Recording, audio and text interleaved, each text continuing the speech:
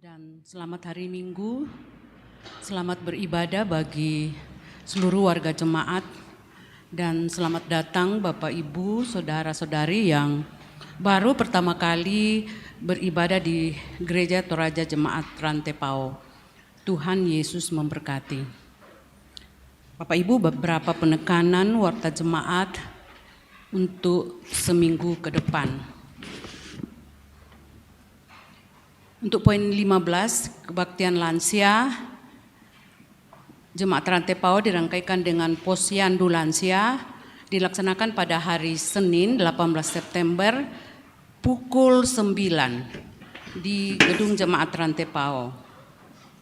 Atas perhatian dan kehadiran para lansia, Jemaat Rantepao diucapkan terima kasih. Kemudian pada poin ke-18, ibadah bulanan PPGT Jemaat Rantepao dilaksanakan pada hari Kamis 21 September pukul 17.30 di Gedung Gereja Jemaat Rantepao. Dalam ibadah tersebut dilaksanakan dalam bentuk coffee break, dan atas perhatian kehadiran seluruh anggota PPGT Jemaat Rantepao diucapkan terima kasih. Kemudian pada poin ke-19, pelayanan penebuan CD kepada Saudara Pri Sutrio dilaksanakan pada hari Minggu, ya tadi sudah dilaksanakan. Kemudian poin nomor 20, pelayanan pemberkatan perkawinan kepada warga Jemaat Rantepao kelompok 7 dan 1, yaitu Saudari Pri Sutrio ST, anak dari Bapak Petrus Kala dan Ibu Damaris, dengan Saudari Yunike Buli SPD MPD, anak dari Bapak Martin Bongi dan Ibu Hermin Sule, akan dilaksanakan pada hari Minggu 24 September 2023 pukul 9 di Gedung Gereja Toraja Jemaat Buntu, Klasis Silanan. Resepsi perkawinan akan dilaksanakan sesudah ibadah jemaat pukul 9 di halaman Gedung Gereja Jemaat Silanan.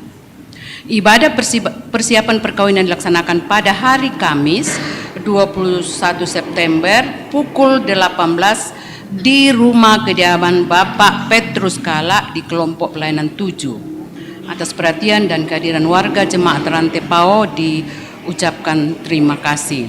Kemudian yang kedua, Saudari Beatrice, anak keempat dari Bapak almarhum Robi Surento dan Ibu Rita Tukaran, dengan Saudara Ferry Karaeng Datu, anak pertama dari Bapak Pendi Tapi Gadeng dan Ibu Margareta Datu, akan dilaksanakan pada hari Sabtu 7 Oktober pukul 10 di Gedung Gereja Toraja Jemaat Rantepao, Klasis Rantepao.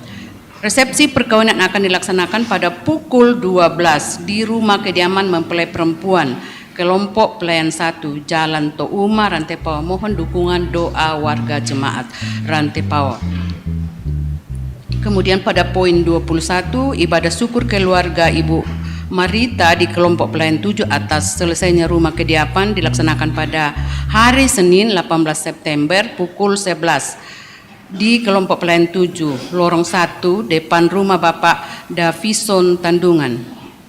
Kemudian poin ke-22, ini ibadah pengucapan syukur tahunan Gereja Toraja Jemaat Rantepao yang sedianya akan dilaksanakan pada tanggal 24 September, akan tetapi bertepatan dengan pelaksanaan pemberkatan perkawinan salah seorang anggota Jemaat Rantepao, sehingga melalui rapat pimpinan pada hari Jumat 15 September diputuskan untuk diundur dan dilaksanakan pada hari Minggu 1 Oktober 2023 pukul 9.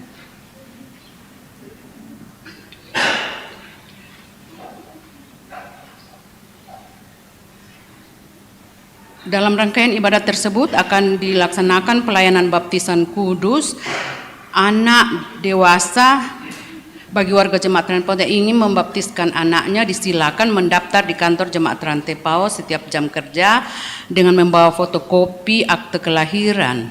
Atas perhatian warga Jemaat Rantepao diucapkan terima kasih. Tuhan memberkati. Kemudian Kemudian informasi penerimaan dana pembangunan gedung pelayanan jemaat rantai PAO bisa kita lihat di warta. Kemudian analisa kebutuhan material kita juga bisa membaca di warta. Kemudian laporan realisasi pekerjaan panitia kita bisa melihat di warta. Dan kemudian posisi keuangan kita bisa lihat di warta.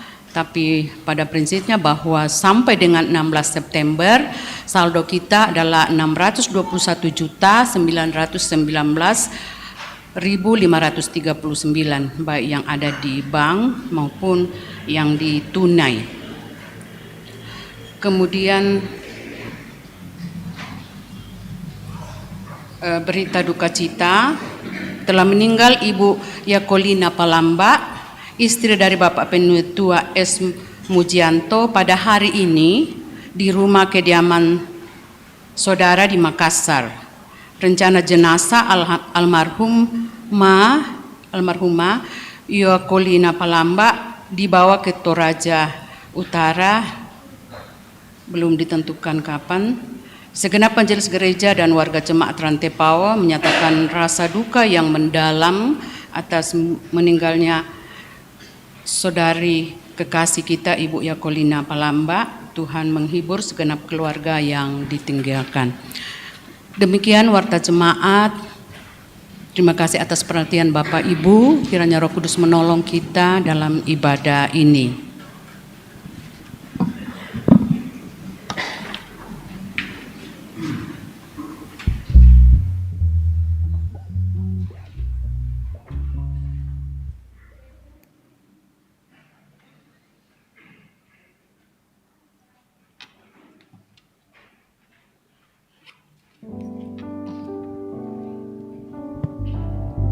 Selamat malam Bapak Ibu Saudara-saudara. Salam sejahtera bagi kita sekalian. Selamat berhimpun dalam persekutuan perayaan kasih dan kemurahan Tuhan yang selalu melingkupi kehidupan kita. Jika hari ini kita masih dikaruniakannya waktu, semua karena anugerahnya. Bahkan Dia menyatakan bagi kita anugerah terbesar melalui Yesus Kristus yang datang ke dalam dunia, memberikan pengampunan yang sempurna melalui pengorbanannya di atas kayu salib. Allah menghendaki agar kita pun menyatakan pengampunan kepada sesama manusia, sehingga ibadah kita dikenan olehnya. Marilah dalam kesungguhan pengampunan itu, kita memuliakan Allah Sang Penebus. Mari berdiri. Kidung pujian karya terbesar.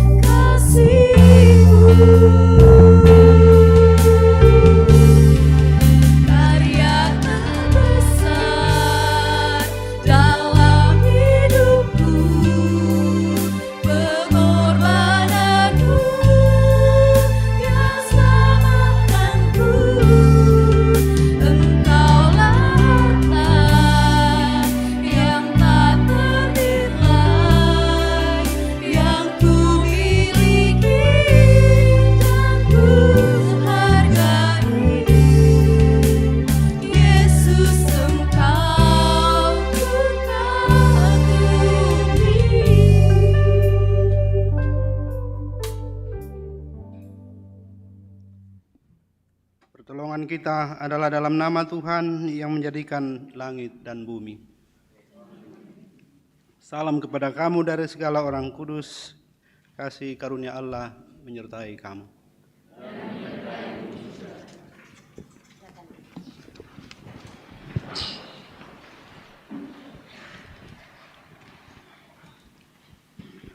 Saudara-saudaraku yang dikasihi Tuhan, dalam memaknai kasih dan kebaikan Tuhan, tidak ada di antara kita yang luput dari kelalaian dan pelanggaran. Firman Tuhan berkata dengan jelas menyatakan bahwa semua manusia berdosa dan telah kehilangan kemuliaan Allah. Karena itu, marilah datang membuka diri kehidupan kita di hadapan Tuhan dan mengakui setiap kesalahan kita. Sungguh tak tahan kami dengan dosa dan kesalahan.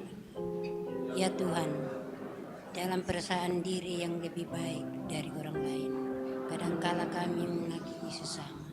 Tak jarang kami memandang orang lain lebih buruk, lebih tercela tanpa melihat ke dalam diri bahwa kami pun juga penuh dengan noda dan celah. Kami mohon ampuni dan kasihanilah kami, ya Tuhan. Mengasihi lebih sungguh.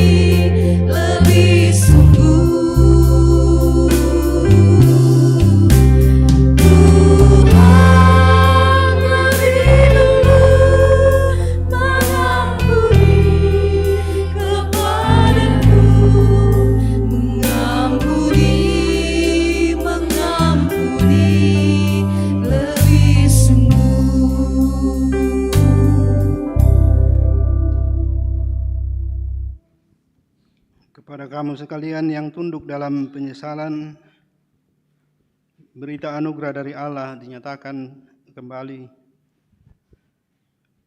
Karena begitu besar kasih Allah akan dunia ini, sehingga Ia telah mengaruniakan anaknya yang tunggal, supaya setiap orang yang percaya kepadanya tidak binasa, melainkan beroleh hidup yang kekal.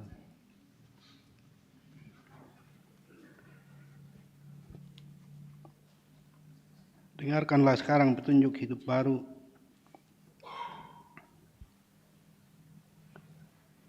Kemudian datanglah Petrus dan berkata kepada Yesus, Tuhan, sampai berapa kali aku harus mengampuni saudaraku jika ia berbuat dosa terhadap aku? Sampai 7 kali? Yesus berkata kepadanya, bukan, aku berkata kepadamu, bukan sampai 7 kali, melainkan sampai 70 kali 7 kali. Mari kita membaca Mazmur dari Mazmur 103 ayat 1 sampai ayatnya yang ke-13. Mazmur 103 ayat 1 sampai ayatnya yang ke-13 kita baca secara berbalasan. Pujilah Tuhan, hai jiwaku. Pujilah namanya yang kudus, hai segenap batinku. Pujilah Tuhan, hai jiwaku. Dan janganlah lupakan segala kebaikannya, Dia yang mengampuni segala kesalahanmu. yang menyembuhkan segala penyakit, Dia yang menebus hidupmu dari lubang kubur. yang memperkaya engkau dengan kasih setia dan rahmat, Dia yang memuaskan hasratmu dengan kebaikan. sehingga masuk dalam menjadi bagus seperti pada burung raja wali. Tuhan menjalankan keadilan. Ia telah memperkenalkan jalan-jalannya kepada Musa. Perbuatan-perbuatannya kepada orang Israel. Tuhan adalah penyayang dan pengasih.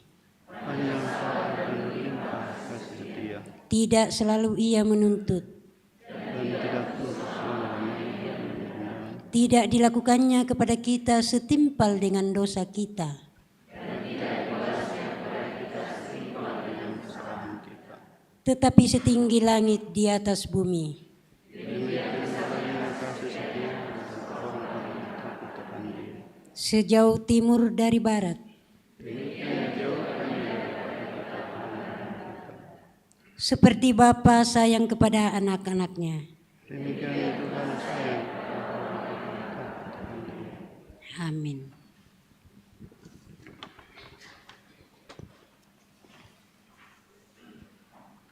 Nyanyian Mazmur 103.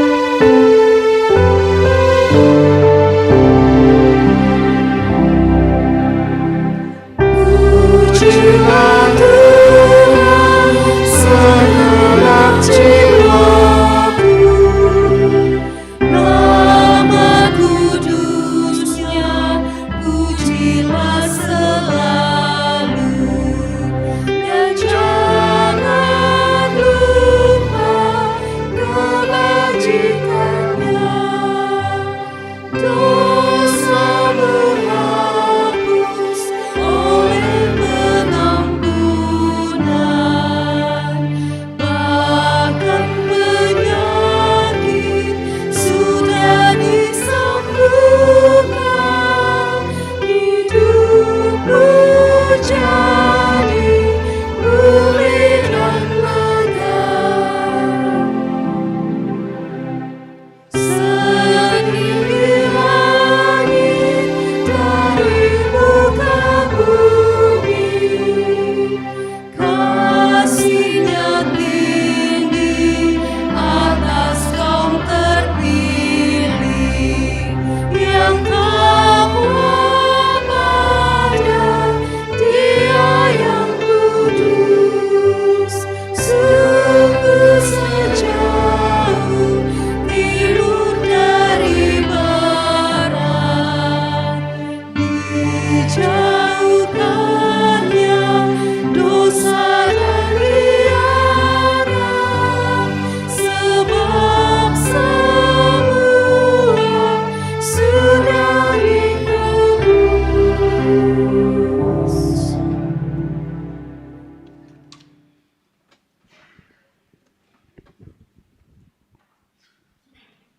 Keluaran pasal 14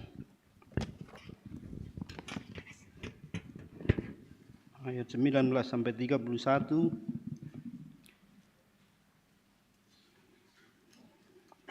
Roma pasal 14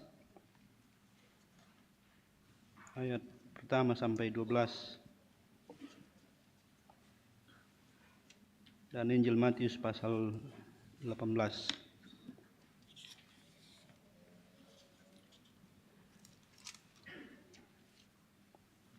Marilah kita berdoa.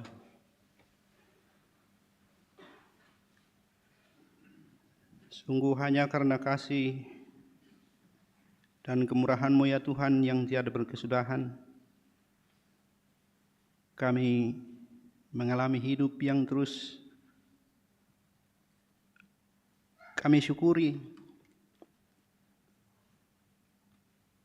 Kami merasakan betapa sungguhannya karena kemurahan-Mu, rahmat-Mu yang besar dan tiada berkesudahan, membuat kami anak-anak-Mu yang jauh dari sempurna ini selalu menikmati hidup dengan kesempatan-kesempatan baru untuk menjadi lebih baik sesuai dengan kehendak-Mu. Kiranya dalam kesediaan kami mendengarkan firman-Mu setiap saat, di sepanjang jalan hidup kami, juga seperti dalam ibadah hari Minggu ini, kami terus mengalami hidup kami dibaharui oleh kekuatan firman dan Roh-Mu. Karena itu kami ketika menyatakan diri sedia untuk mendengarkan Engkau, meskipun kami sendiri tak mengerti yang kami minta, tapi Tuhanlah yang Maha Tahu. Tuhanlah yang mengerti segalanya,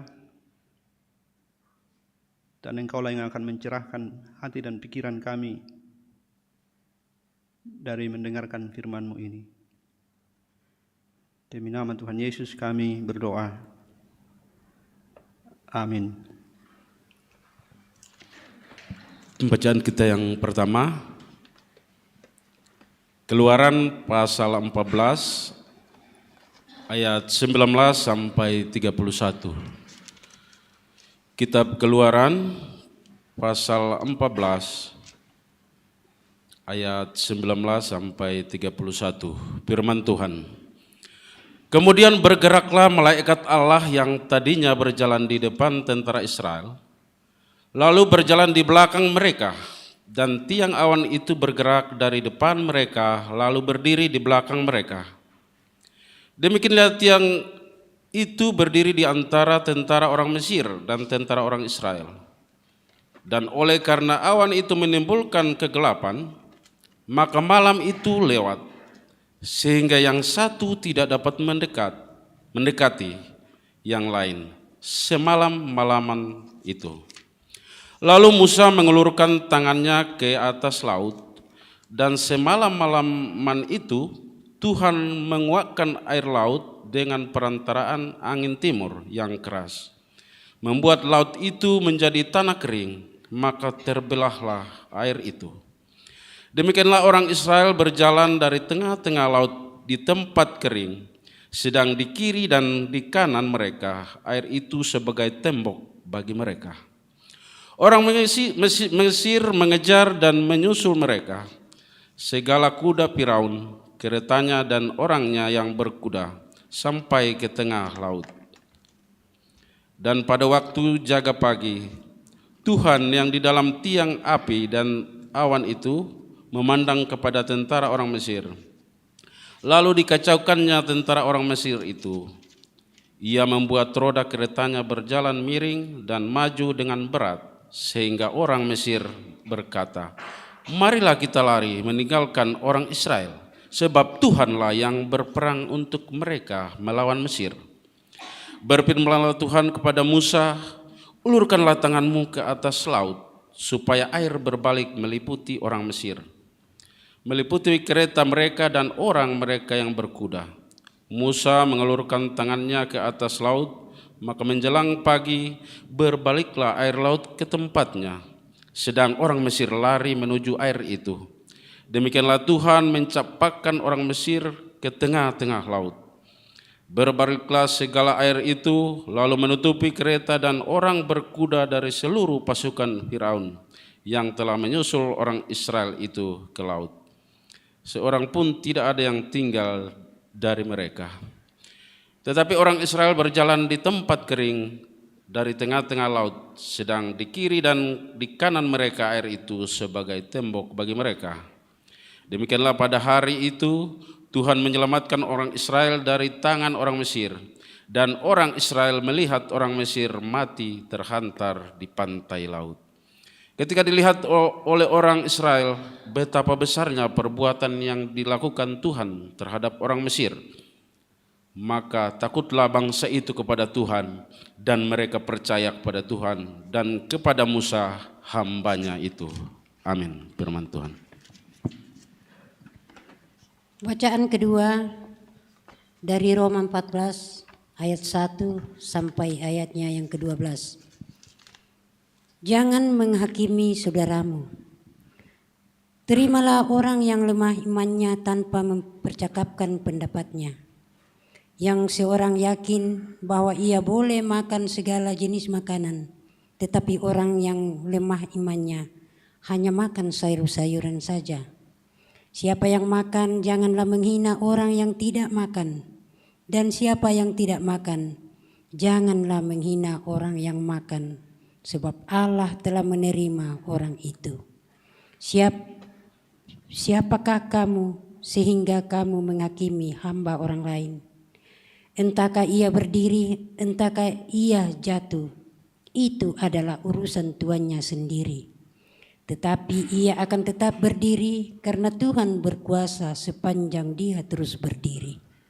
Yang seorang menganggap hari yang satu lebih penting daripada hari yang lain, tetapi yang lain menganggap semua hari sama saja. Hendaklah setiap orang benar-benar yakin dalam hatinya sendiri. Siapa yang berpegang pada suatu hari yang tertentu, ia melakukannya untuk Tuhan. Dan siapa makan, ia melakukannya untuk Tuhan, sebab ia mengucap syukur kepada Allah. Dan siapa tidak makan, ia melakukannya untuk Tuhan, dan ia juga mengucapkan syukur kepada Allah. Sebab tidak ada seorang pun di antara kita yang hidup untuk dirinya sendiri, dan tidak ada seorang pun yang mati untuk dirinya sendiri. Sebab jika kita hidup untuk Tuhan, dan jika kita mati untuk Tuhan. Jadi baik hidup atau mati, kita adalah milik Tuhan. Sebab untuk itulah Kristus telah mati dan hidup kembali, supaya ia menjadi Tuhan, baik atas orang-orang mati maupun atas orang-orang hidup. Tetapi mengapakah engkau menghakimi saudaramu? Atau mengapakah engkau menghina saudaramu? Sebab kita semua harus menghadap tahta pengadilan Allah. Karena ada tertulis, demi aku hidup, demikianlah firman Tuhan. Semua orang akan bertekuk lutut di hadapanku, dan semua orang akan memuliakan Allah. Demikianlah setiap orang di antara kita akan memberi pertanggungan jawab tentang dirinya sendiri kepada Allah. Amin.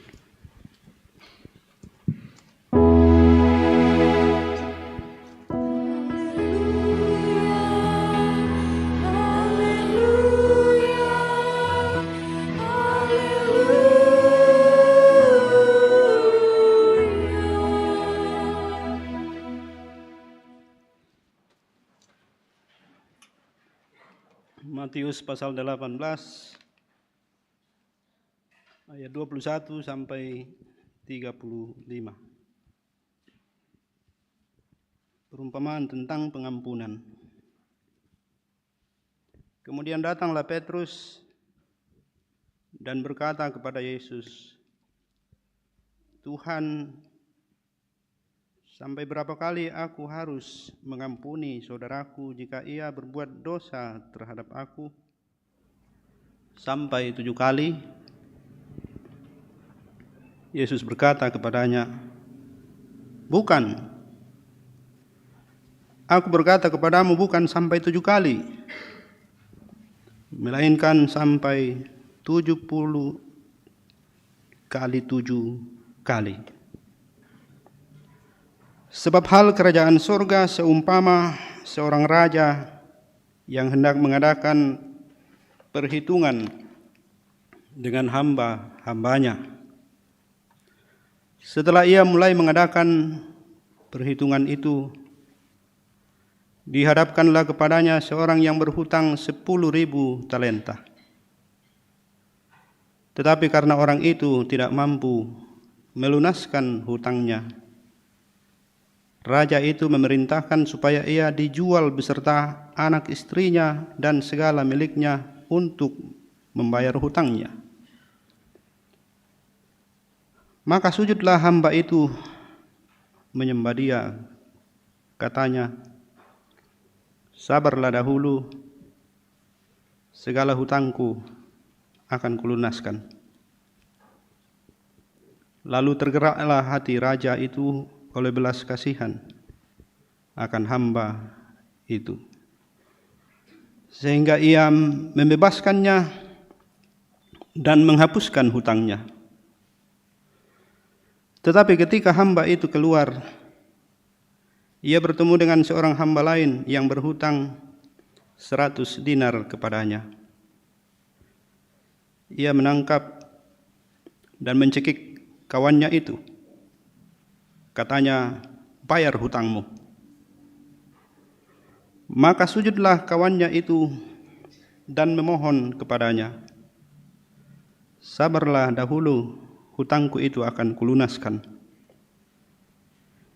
Tetapi ia menolak dan menyerahkan kawannya itu ke dalam penjara sampai dilunaskannya hutangnya.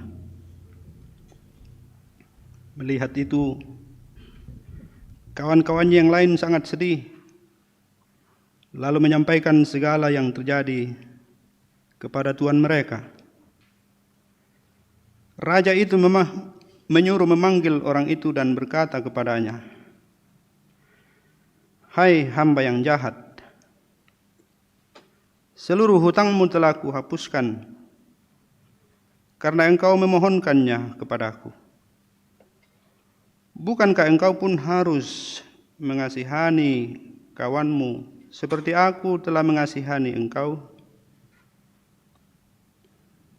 Maka marahlah tuannya itu dan menyerahkannya kepada algojo sampai ia melunaskan seluruh hutangnya. Maka Bapakku yang di sorga akan berbuat demikian juga terhadap kamu, apabila kamu masing-masing tidak mengampuni saudaramu dengan segenap hatimu.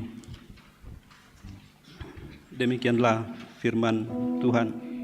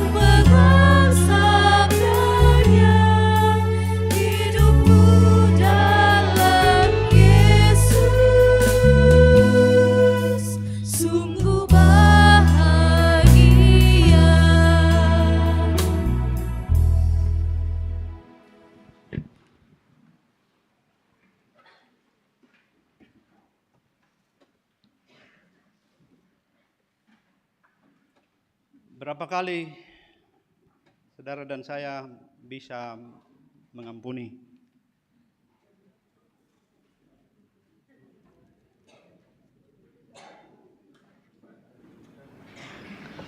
Terhadap satu orang ya, bukan setiap hari. Terhadap seseorang berapa kali?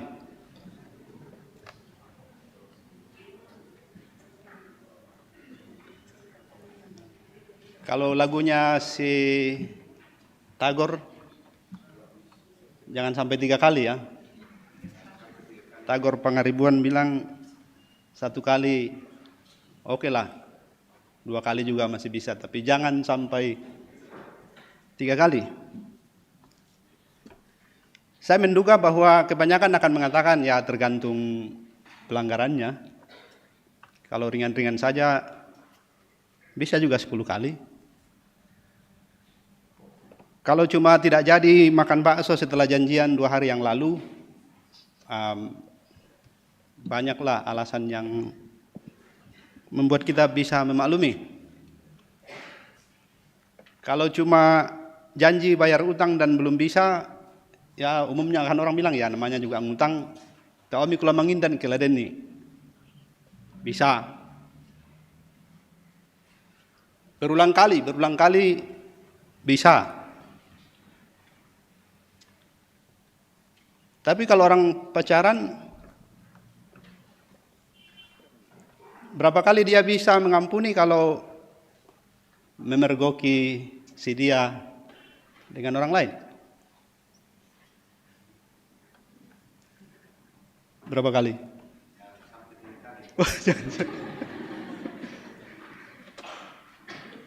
2 kali masih bisa ya?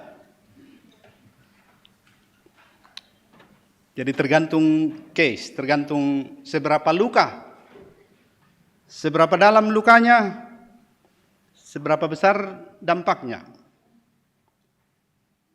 Mungkin itulah hitungan-hitungan yang paling rasional, yang secara manusiawi kita bisa bilang, ya that's okay, masih bisa lah.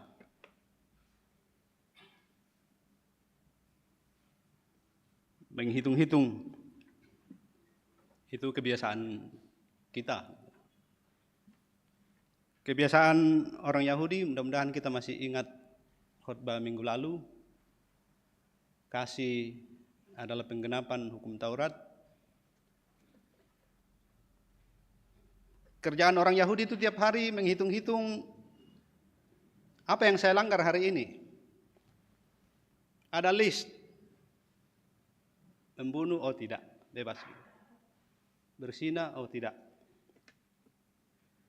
Dan kalau membaca penjabarannya seperti sudah biasa kita dengar, orang Yahudi katanya punya aturan sampai 613 ya. Penjabaran dari 10 hukum Taurat itu menjadi 613. Saya lupa pembagiannya, tapi 100 lebih itu larangan, 200 lebih harus dilakukan, atau mungkin terbalik. Tapi 613 mesti sering-sering dicek mana yang saya langgar. Dan begitulah perasaan orang Yahudi, bahwa ini akan memberi kelegaan kalau dari sekian list yang selalu diperiksa itu tidak ada yang, atau sangat kurang yang saya langgar. Kerjaan yang berat sekali. Tapi kemudian Tuhan Yesus bilang, kalau kamu mengasihi, sebenarnya semua itu sudah beres. Mengasihi itu bahkan lebih daripada yang 613. Ngapain hitung-hitung? Untuk apa menghitung-hitung? Kalau kamu mengasihi, sebenarnya tidak ada beban terkait dengan aturan-aturan itu. Kalau kamu punya hati yang sungguh-sungguh mengasihi, tidak perlu merasa begitu berat mengikuti aturan. Karena sebenarnya semua aturan adalah penjabaran dari kasih yang diterjemahkan dalam bentuk aturan yang memaksa, karena kita adalah manusia yang cenderung melanggar. Karena kita sudah berdosa. Berapa kali? Begitu juga pertanyaan Petrus ya.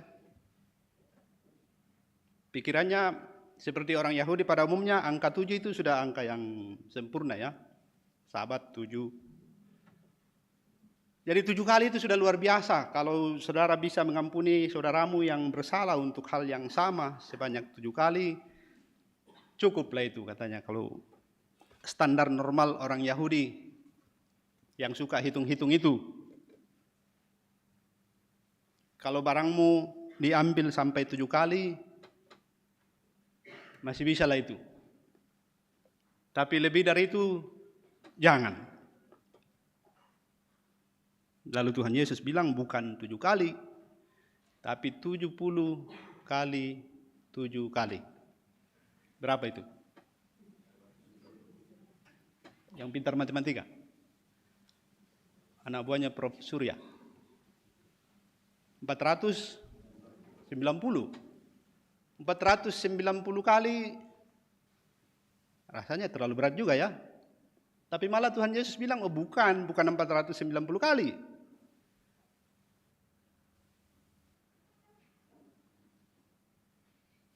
Bukan hitungan-hitungan 70 kali 7. Tapi, dan itu tema kita ya, mengasihi tanpa batas. Jangan hitung-hitung, karena tidak ada hitungan yang bisa membuatnya masuk akal.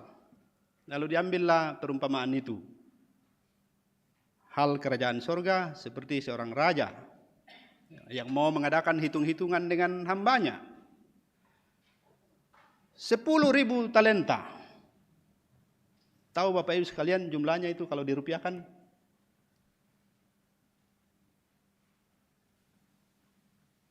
Satu talenta ada yang mengatakan sama dengan 3.000 dinar.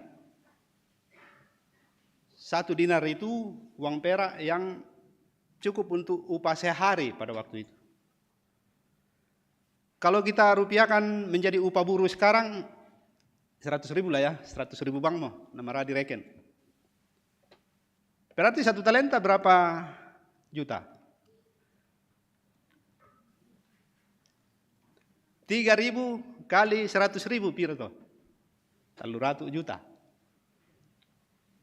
Satu talenta sama dengan 300 juta. Jadi kalau 10.000 talenta itu sama dengan 3 triliun. Bagaimana seorang hamba bisa bayar 3 triliun? Bisa kaya? Berapa lama dia harus kerja kalau upahnya hanya 100.000 sehari? Nala di Patama Pakurin toh. Berapa yang tersisa untuk membayar utang? Intinya ialah nggak mungkin you bisa bayar. Tidak ada yang bisa bayar. 3 triliun. Ini kalau hitungan rupiah. Bagaimana seorang hamba bisa membayar 3 triliun? Berapa tahun dia harus kerja? Padahal umur sudah lewat. Jadi begitulah cara Yesus menggambarkan bagaimana utang kita yang tidak bisa dibayar. Utang dosa. Siapa yang bisa bayar?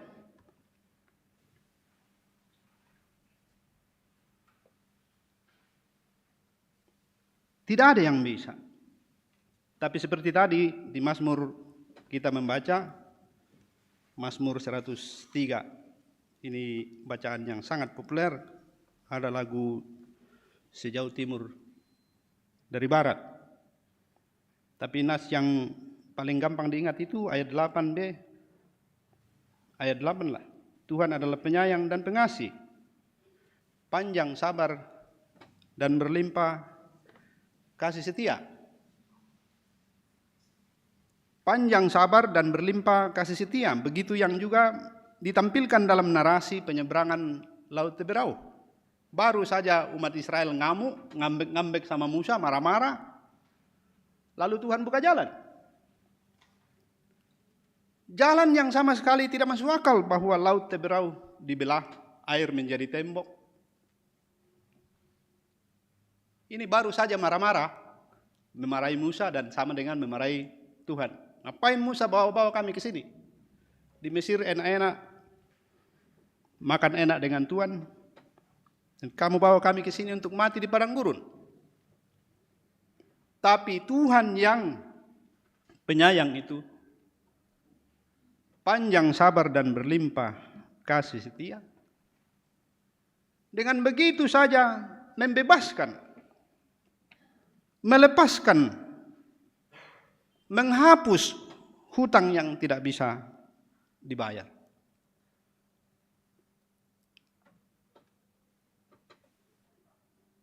Jahatnya manusia, sudah dibebaskan dari utang yang dia tidak bisa bayar. Apa yang kita dengar tadi, ketika dia sudah keluar, tidak ada perubahan. Dia ketemu kawannya yang berutang berapa? 100 dinar. Berapa itu? 10 juta.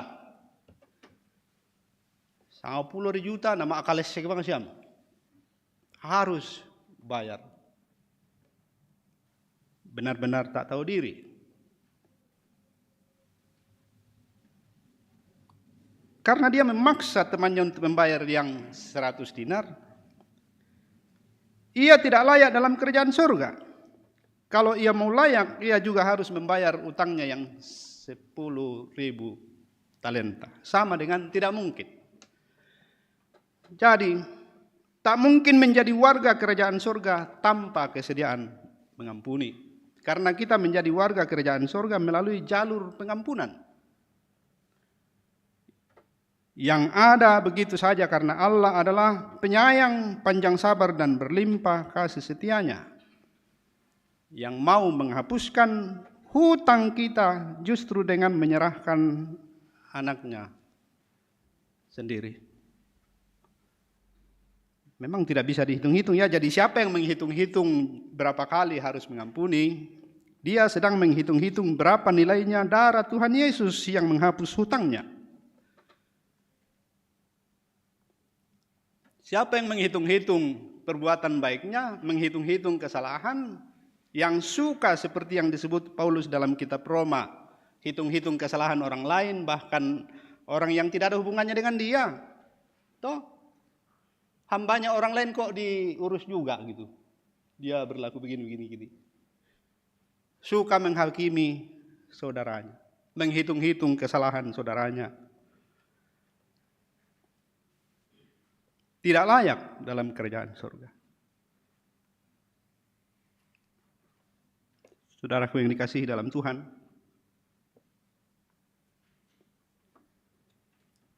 adakah yang merasa mengampuni itu ringan atau mudah?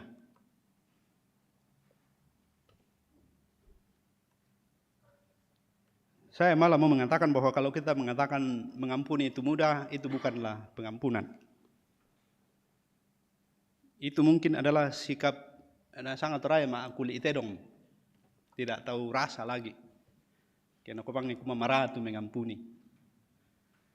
Kalau ada di sini yang merasa bahwa dia tidak terluka, dia tidak menjadi susah, dia tidak menjadi sedih karena si orang berdosa kepadanya, ini tidak normal. Kedengki itu kumua marah itu mengampuni, mari ngambang. Tidak ada makna pengampunan di situ. Pengampunan hanya terasa maknanya kalau kita memang sungguh-sungguh merasa bahwa sesuatu terjadi dan sangat melukai. Berapa banyak yang kita ingat kesalahan yang orang buat kepada kita dan menimbulkan luka. Yang istilahnya Gus Dur, saya sudah mengampuni tapi tidak lupa. Sebenarnya tuntas mengampuni itu harus sampai bisa melupakan dalam arti tidak ada bekasnya. Yang Gus Dur maksudkan ialah tidak mungkin lepas dari memori, tapi itu tidak punya efek lagi gitu. Saya masih ingat misalnya waktu saya SMA,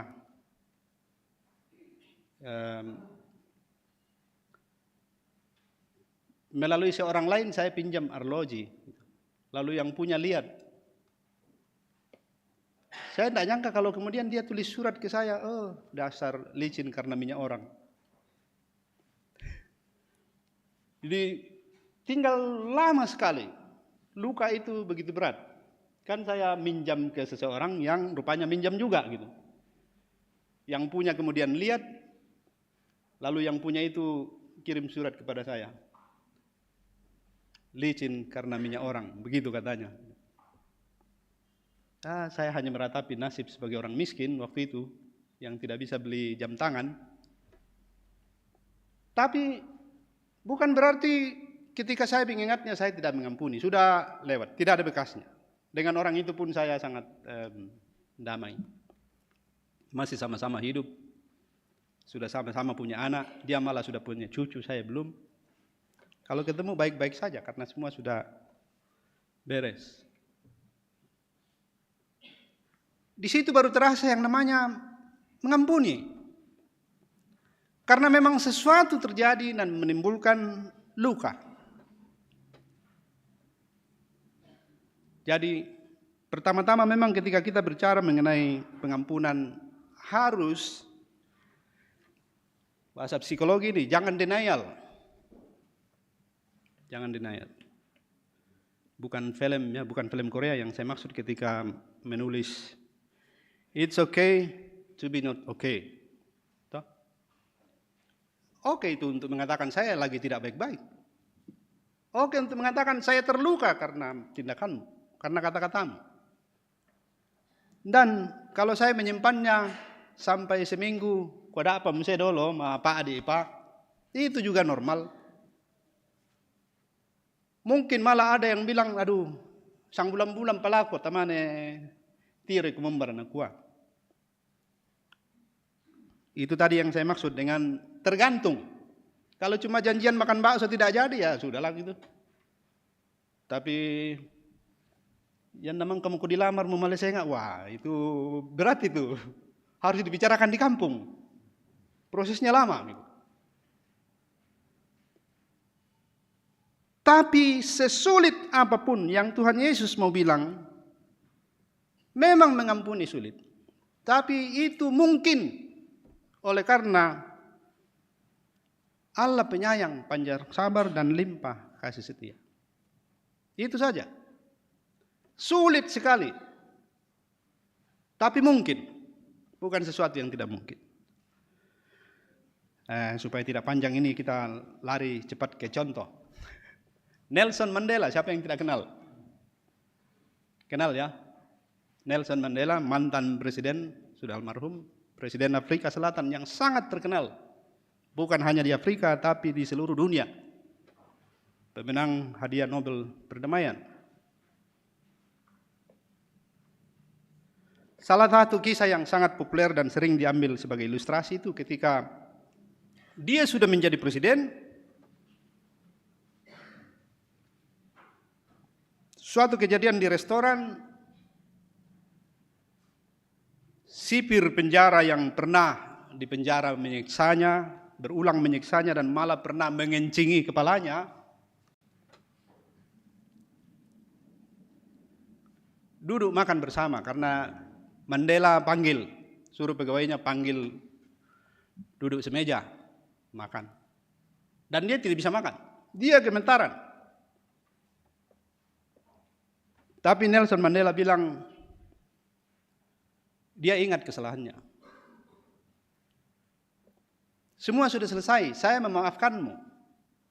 Tidak ada kebencian di sini. Ketika Nelson Mandela ditanya kenapa bisa begitu, dia bilang tidak mungkin saya menjadi presiden, tidak mungkin saya memimpin Afrika Selatan kalau saya tidak bisa mengampuni. Gimana ya?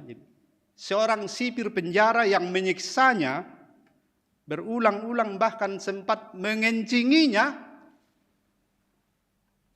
itu dulu yang dibereskan sebelum dia menjalankan tugasnya sebagai presiden. Bapak Ibu sekalian bisa bayangkan, 27 tahun Nelson Mandela dipenjara oleh lawan politiknya. 27 tahun ya. 27 tahun bagaimana dia terus-menerus ditempah untuk merasakan bagaimana menikmati hidup dalam rahmat Allah yang sungguh-sungguh tidak ada batasnya. Memungkinkan dia bertumbuh dan semakin matang dalam kerendahan hati, dalam kesabaran, sampai bisa mengampuni. Ini tangga tu di koyam lah nanti ide dolo tu tompi pak dikili tu di Tarunggu. Bayangkan ini di penjara 27 tahun, disiksa. Dan yang pertama dilakukannya justru menyelesaikan perkara-perkara ini dengan pengampunan. Tidak mungkin memimpin Afrika Selatan yang masih bergolak dalam politik apartheid kalau ia tidak bisa mengampuni. Jadi sulit. Kita berbohong kalau bilang mengampuni itu gampang, berarti tidak ada luka. Tapi mungkin oleh karena Allah sendiri yang kepadanya kita berhutang tanpa bisa dibayar, menghapus hutang itu. Betapa besarnya sukacitamu dan sukacitaku, saudara-saudaraku di dalam Kristus, karena hutang kita dihapuskan begitu saja. Jadi rasa syukur atas penghapusan hutang itulah yang harusnya membuat kita juga hapuskan hutang sesama. Pengampunan itulah yang harusnya membuat kita menyelesaikan persoalan dengan sesama. Pengampunan itulah penyembuh, healer. Jadi Bapak Ibu sekalian, kita belakangan sering dengar orang salah sidik nak pergi healing. Saya juga cari-cari apa tuh sangat tahu healing. Maksudnya kalau pergi santai itu ya melepaskan segala macam yang tidak bagus di sini. Pergi healing. Dulu kami bahasanya piknik atau rekreasi. Pergi ke suatu tempat di mana kita bisa melupakan banyak hal luka-luka kita. Tapi kan jadi aneh kalau pergi healing tapi terus pulang malah tambah susah gitu. Mengapa? Oleh karena healing itu ada di sini. Bagaimana mungkin saya bisa sembuh? Kemanapun saya pergi kalau di sini ada benci? Tidak mungkin. Itu yang Nelson Mandela bilang. Kebencian itu penyakit. Kebencian itu kita seperti minum racun tapi berharap orang lain yang mati. Jadi yang kita benci yang memati, kita yang minum racun. Jadi kebencian itu seperti racun yang membunuh kita pada saat kita berharap bahwa yang kita benci itu akan mati. Itu Nelson Mandela. Bagaimana bisa sembuh kalau tidak bisa mengampuni diri sendiri, tidak bisa mengampuni sesama?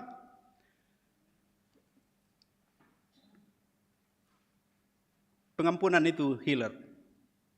Jadi kalau mau pergi healing, tidak usah pergi kalau ada sesuatu di sini. Karena itu harus dibereskan di sini, bukan di tempat tamasya, bukan di tempat rekreasi. Pengampunan itu soal di dalam. Jadi kalau mau bahagia, mengampunilah.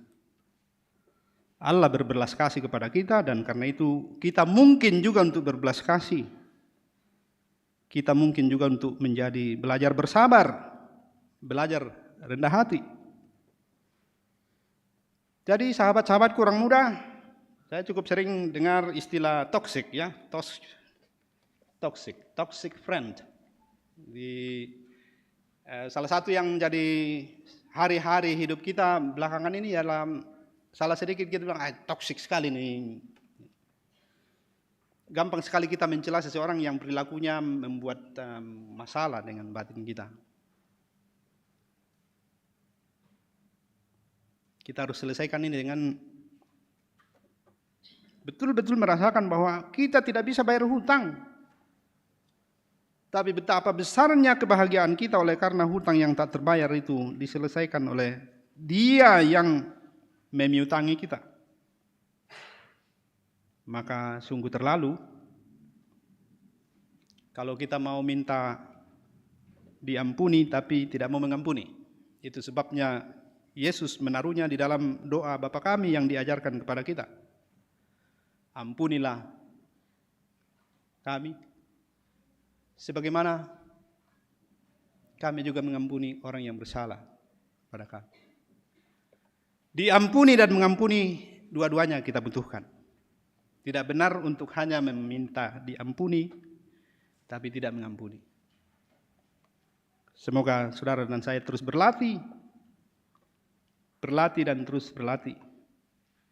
Dengan menerima rahmat Allah yang tiada berkesudahan, bertumbuh dalam belas kasih yang terus-menerus memungkinkan pengampunan itu terjadi. Tidak usah hitung-hitung. Percayalah bahwa kita bisa mengampuni. Karena Allah mengampuni kita. Tidak usah dihitung-hitung. Berharaplah kepadanya supaya dia menolong kita untuk menyelesaikan persoalan dalam diri kita, persoalan dengan sesama, dengan menikmati luka itu, kemudian menikmati juga bagaimana luka itu diselesaikan dengan menikmati pengampunan Allah dan belajar mengampuni sesama kita. Roh Kudus menyertai saudara dan saya untuk terus-menerus belajar hidup mengampuni tanpa batas. Saat teduh sejenak.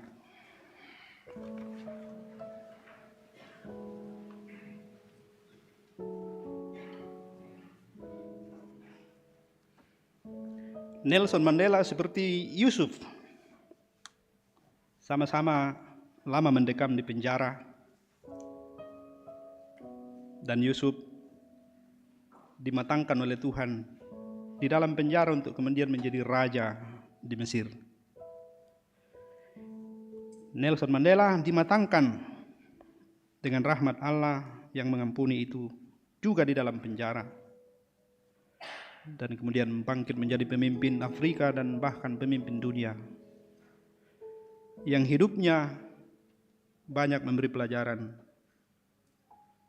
yang dimungkinkan oleh Tuhan sendiri. Semoga saudara dan saya melihat bahwa mengampuni itu mungkin. Amin.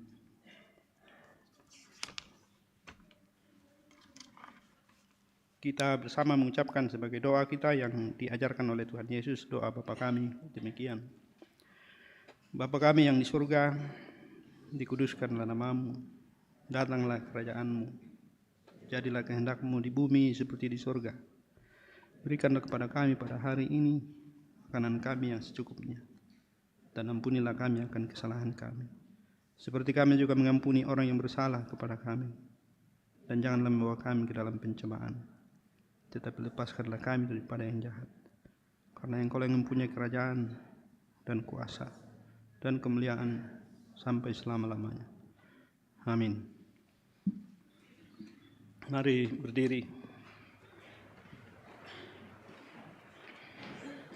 Kita mengucapkan pengakuan iman kita seperti rumusan pengakuan liturgis, pengakuan iman Gereja Toraja yang dirumuskan untuk penggunaan liturgis. Demikian, oleh anugerah Allah dan oleh kuasa Roh Kudus, Gereja Toraja mengaku bahwa Yesus Kristus itulah Tuhan dan Juru Selamat. Pengakuan itu dijabarkan dalam pengakuan Gereja Toraja bahwa Allah berfirman kepada manusia yang ditebus, dikuduskan dan dipanggil menjadi umat Allah untuk disuruh ke dalam dunia bagi pekerjaan penyelamatan menuju zaman akhir.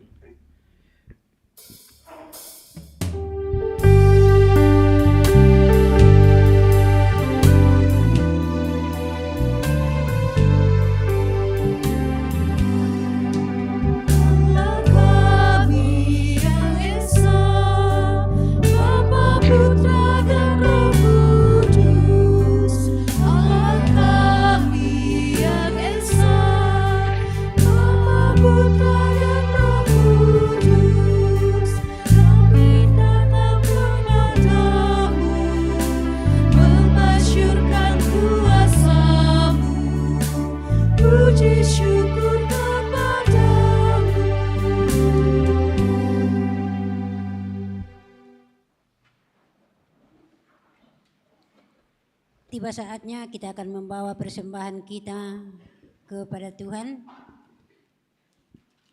Firman Tuhan kepada kita, pujilah Tuhan hai segala buatannya di segala tempat kekuasaannya. Pujilah Tuhan hai jiwaku, kita iringi tangiara kasugiran.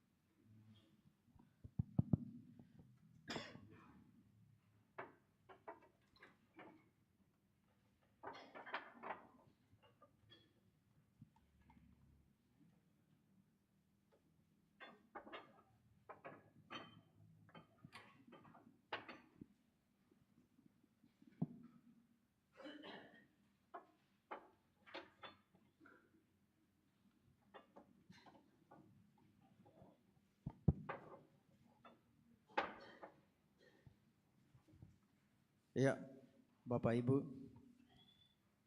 di dalam ibadah kita pada malam hari ini ada sumbangan dari anggota keluarga dari Jemaat Rantai Pau untuk pembangunan gedung pelayanan. Kita akan nuangkan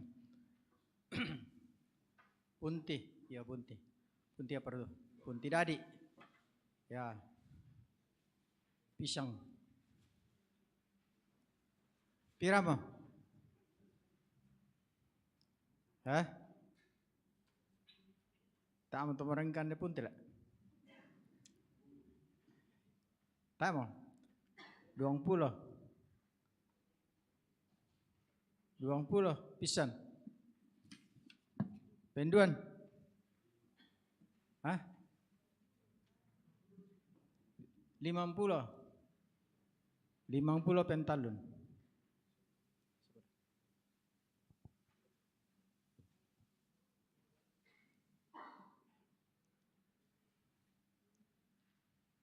Manuk londong. Oh, Papua. Petasu Pamarina lah. Yang jelasnya kapot dia manuk. Yang ada lupa 250 teh. Ya. Pirama? 50. 50 pisan. Tama. 50 pisan. Jamai pokok 1,5. 150 pentalun. Perlu laki pokok. Oh. Indo. Langgar kay silay. Sa balamadomi mo. Bulan 12 teh. Para lulut silay teh. Tama di balu kita jangan lupa sa. Pira mo? 50 pisan. 50 pisan. Tama. 50 pentalun. Ya. Ya matoto pewangan natura. Nalako kita solanasang. Tumangkan nala katanan di kuah kursumanga. Puang pesakeki.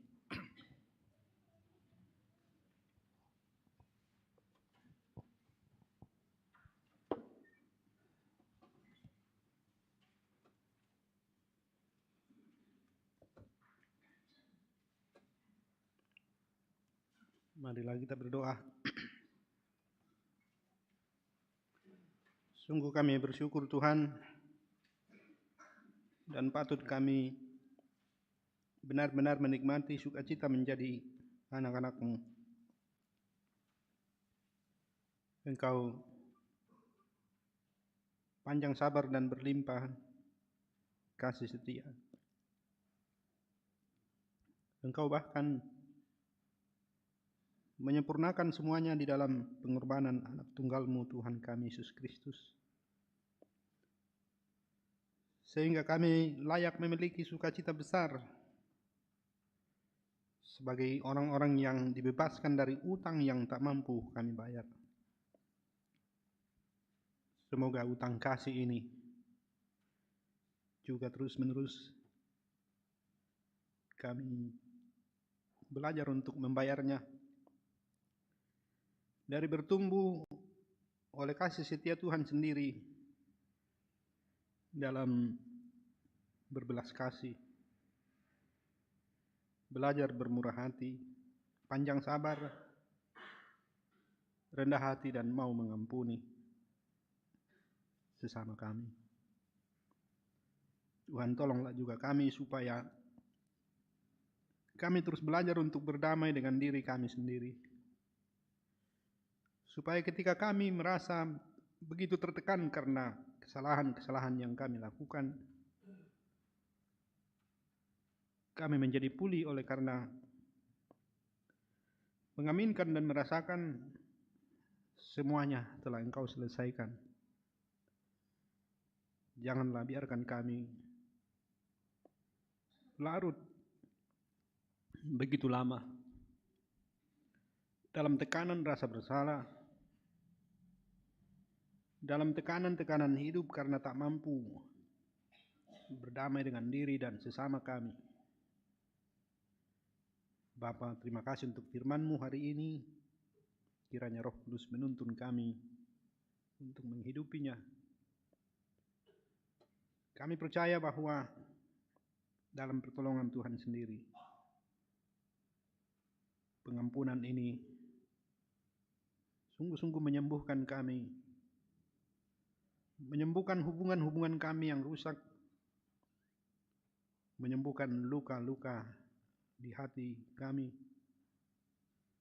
menyembuhkan semua yang telah rusak di dalam masyarakat kami. Terima kasih ya Tuhan. Kiranya kami kembali dengan lega dan terus-menerus didorong untuk membangun kehidupan yang lebih baik bersama-sama. Proses-proses pemulihan hubungan, rekonsiliasi di antara kami, Tuhan sendiri yang akan memimpinnya. Sekarang kami hendak bersyafaat menyebut lagi tiada hentinya dalam doa ini. Banyak dari orang tua kami, saudara-saudara kami yang sudah lama sekali dirawat,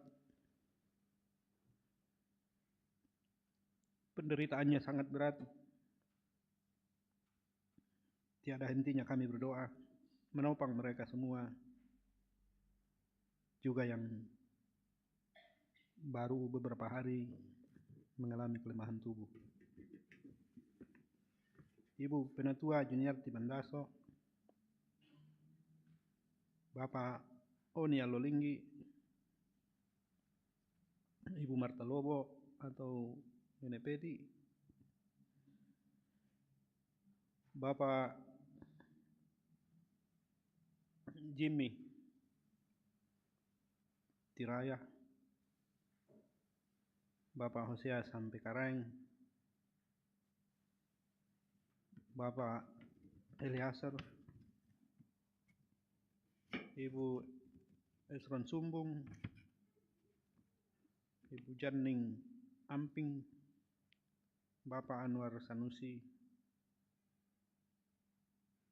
Ibu Yakulina Palamba, Bapak Yohandi Tangketiku, Bapak Musa Tambing, Ibu Selvi Mangiwa, Bapak Abdi Johan, Saudara Immanuel Pasapan, Ibu Elizabeth Toding Padang, anak kekasih Abraham, anak dari keluarga Samuel. Mungkin ada yang tidak sempat kami sebut ya Tuhan. Kami ikut merasakan beban derita yang mereka tanggung. Dan kami berdoa kiranya mereka terus diteguhkan, diberi kekuatan untuk menanggung beban berat, menanggung penderitaan karena rasa sakit. Kami tahu hanya kuasa Tuhan yang akan memberi kesembuhan. Dan terus kami berdoa kiranya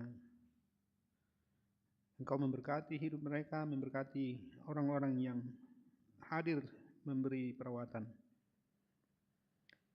Kami berdoa untuk mereka, orang tua kami yang makin lama makin terasa aktivitasnya terbatas oleh karena kemampuan fisik yang merosot. Tapi mereka bahagia dan kami ikut bersyukur bahwa mereka menikmati hidup di usia lanjut. Kiranya berkat Tuhan terus melimpah dalam hidup mereka dan sukacitanya tiada berkurang. Berdoa untuk anggota jemaat yang berulang tahun dalam sepanjang minggu ini. Kami masih menyebut di dalam doa ini anak kekasih Aurel, anak dari Bapak Martin Pasang yang juga sedang dirawat di rumah. Ya Tuhan, kami berdoa untuk hari-hari hidup kami ke depan. Semua yang bisa dikerjakan, usaha-usaha yang dikembangkan, berbagai rencana dan kegiatan-kegiatan yang mungkin dilakukan sebagai bagian dari keseharian kami di dalam mengusahakan supaya hidup ini lebih baik, kebutuhan kami tercukupi, dan kami dimungkinkan untuk juga terus berbagi. Tambahkanlah sukacita bekerja, sukacita melayani, gairah dan kegembiraan hidup, supaya hari-hari hidup kami sungguh terasa sebagai yang kami jalani dalam ruang dan waktu anugerah Tuhan yang begitu baik dan melimpah berkat. Berdoa untuk anggota jemaat, anak-anak kami, generasi muda kami yang sedang bertumbuh, yang sedang menempuh pendidikan pada berbagai jenjang, yang sedang bertumbuh dalam pemeliharaan pengasuhan orang tua dan keluarga. Berkatilah mereka semua. Dan selalu kami berdoa, Tuhan, kiranya dalam keprihatinan kami untuk banyak hal yang mungkin menjadi ancaman, merongrong, mengganggu, bahkan potensial merusak, hanya Engkaulah ya Tuhan yang punya kuasa untuk melindungi anak-anak kami semua. Kami berdoa kiranya para orang tua dan semua yang mengambil tanggung jawab di dalam gereja, di dalam masyarakat, semakin bersungguh-sungguh untuk benar-benar memberi diri bagi kebaikan anak-anak muda kami, remaja, dan semua anak yang Tuhan karuniakan. Kami berdoa untuk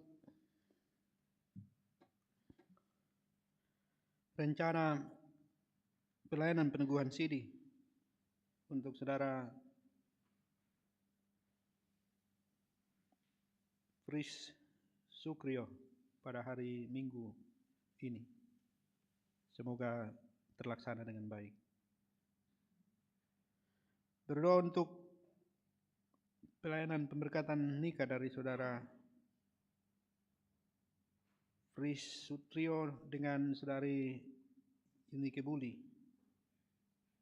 pada hari Minggu yang akan datang. Berdoa kiranya semua rencana bisa berjalan sesuai dengan yang kami harapkan, karena Tuhan sendiri berkehendak dan melimpahkan kasih karunia-Mu senantiasa. Pembangunan gedung pelayanan masih terus berlangsung. Senantiasa kami menyampaikan di dalam doa kami supaya sukacita kami mengambil bagian, memberikan persembahan syukur akan menjadi wujud nyata dari cinta kami kepada persekutuan ini, cinta kami kepada Tuhan, cinta kami untuk mewujudkan hal-hal yang mulia di tengah-tengah kehidupan persekutuan. Kami percaya Tuhan sendiri akan menyediakannya dan memberkati setiap orang yang telah dan masih akan terus memberi diri untuk penyelesaian pembangunan ini. Panitia, tukang, siapapun yang Tuhan hadirkan. Kami memohon penghiburan untuk saudara-saudara kami yang sedang dalam suasana duka. Berdoa untuk keluarga almarhum Yokalina Palamba, istri dari Penatua Murjanto. Kiranya penghiburan dari Tuhan terus berlaku dan kami semua hadir sebagai orang-orang yang menyatakan kehadiran Tuhan kepada setiap orang yang berduka. Kami akan undur dari tempat ini ya Tuhan, kembali lagi ke dalam keseharian kami. Kami mohon ampun atas segala keterbatasan dan kekurangan kami. Dan kami mohon kiranya dengan kasih setia-Mu ya Tuhan, kami dimungkinkan untuk kembali dan meneruskan perjalanan hidup ini selalu bersama Engkau yang baik dan setia. Terima kasih Tuhan untuk semua yang boleh kami persembahkan, kiranya berkenan kepadamu, dan semua itu dapat dikelola dengan baik untuk menunjang pelayanan dan hidup persekutuan kami. Dalam rangka kami terus bertumbuh juga untuk bersaksi dan melayani. Dengarkanlah doa-doa kami Tuhan. Engkau mengetahui dan melihat semua yang ada dalam hati dan pikiran anak-anak-Mu. Engkau merasakan dan mengetahui apa yang menjadi pergumulan dari masing-masing kami, anak-anak-Mu yang hadir maupun yang tidak hadir. Kegelisahan, mungkin kekhawatiran, mungkin kecewa yang berat. Tidak ada yang tersembunyi di hadapan-Mu Tuhan. Rahmat-Mu yang tiada bertara,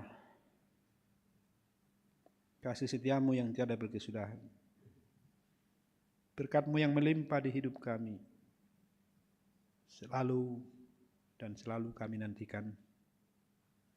Semuanya ini kami bawa kepadamu di dalam Tuhan kami, Yesus Kristus, Juru Selamat kami yang hidup. Amin.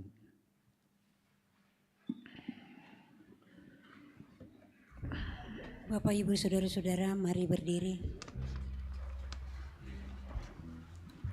Kidung pujian mengampuni.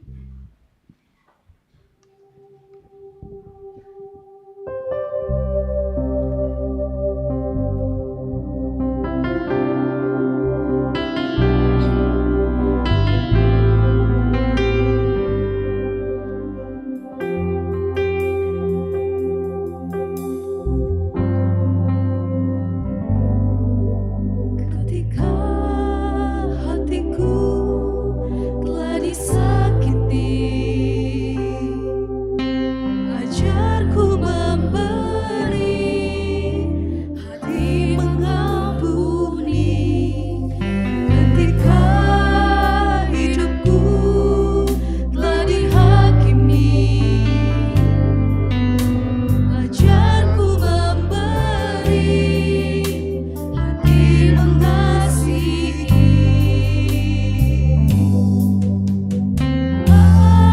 Ampuni bila kami tak mampu mengampuni yang bersalah kepada kami, seperti hati Bapa mengampuni, mengasihi, tiada pamrih.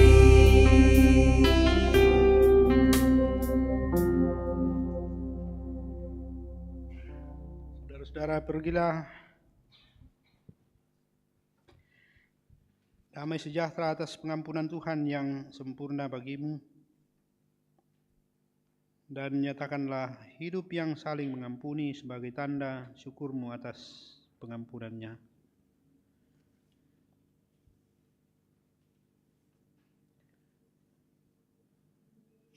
Tuhan memberkati engkau dan melindungi engkau. Tuhan menyinari engkau dengan wajah-Nya dan memberi engkau kasih karunia.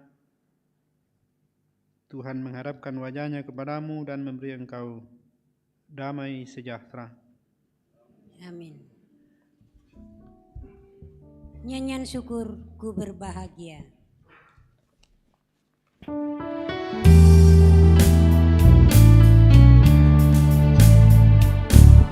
Ku berbahagia, yakin teguh, Yesus abadi kepunyaanku.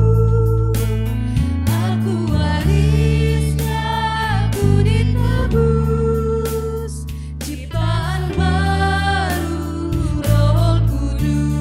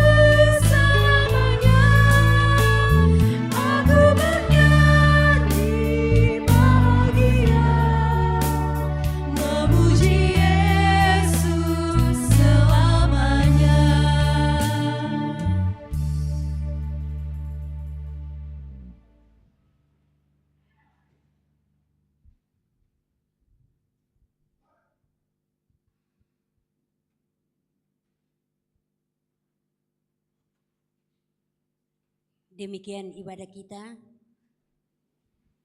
Tuhan Yesus memberkati kita sekalian. Selamat malam.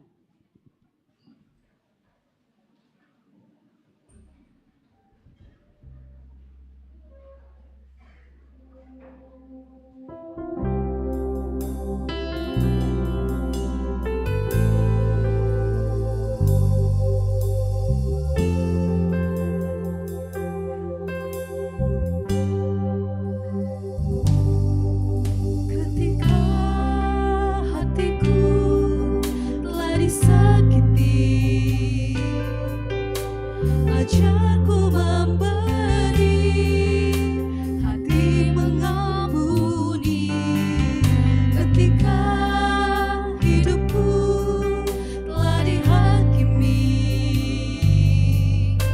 ajarku memberi, hati mengasihi.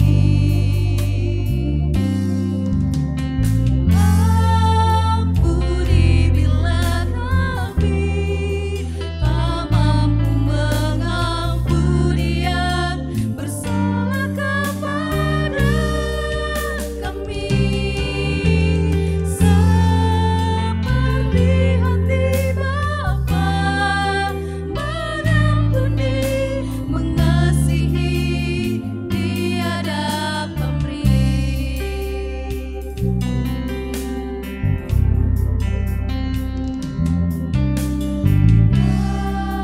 Hatiku telah disakiti, ajar